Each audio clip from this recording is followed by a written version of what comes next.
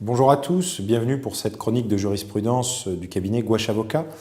Je voudrais vous parler aujourd'hui d'un arrêt de la Cour d'appel de Paris qui a été rendu le 22 octobre 2014.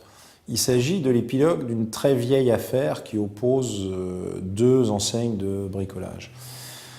Dans ce dossier, un franchisé de l'enseigne Monsieur Bricolage avait vendu à un tiers qui devenait franchisé de l'enseigne Bricorama. Il avait méconnu le droit de préemption contractuel reconnu à son franchiseur. La responsabilité du franchisé avait été définitivement reconnue par le passé dans le cadre des instances engagées.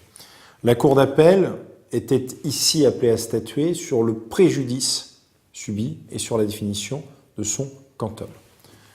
Ce qui est extrêmement intéressant est qu'il y a eu une expertise qui est venue définir de manière précise les chefs de préjudice et les justifier.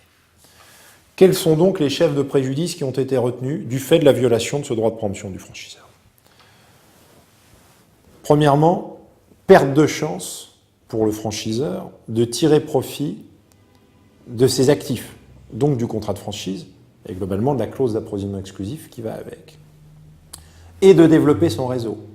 Évidemment, perte de la présence sur la zone, perte d'un point de vente, perte d'importance, et indication de la résiliation dans le DIP du contrat au tort du franchisé. Cette perte de chance doit être appréciée, nous dit la juridiction, en tenant compte des gains théoriques possibles. Donc on va parler ici de la marge sur redevance, de la marge sur fourniture de marchandises.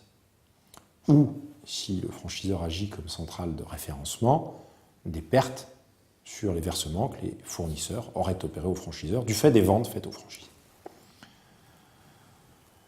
Également, les résultats de la gestion du cessionnaire ont été pris en compte pour apprécier le quantum du préjudice.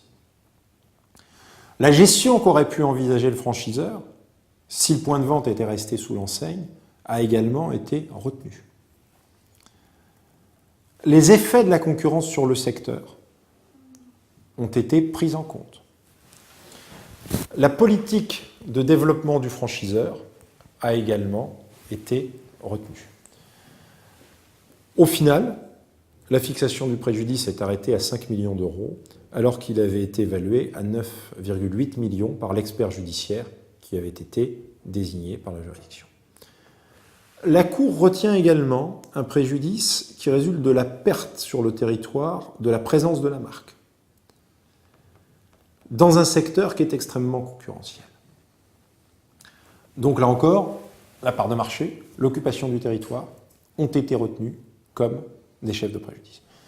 Donc je recommande à tous les franchiseurs de prendre une connaissance détaillée de cet arrêt et clairement à tous les conseils de franchiseurs de s'inspirer des arguments développés et des chefs de préjudice identifiés par l'expert pour soutenir leur propre demande de préjudice.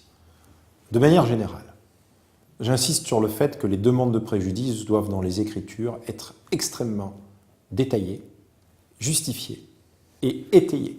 C'est la condition sine qua non pour que les tribunaux prononcent des indemnisations significatives, ce qui doit être évidemment un objectif pour les franchiseurs, puisque le résultat de l'instance doit être politique, c'est le principe du gain du procès, mais aussi financier. Je vous remercie pour votre attention et je vous dis à bientôt pour une nouvelle chronique de jurisprudence.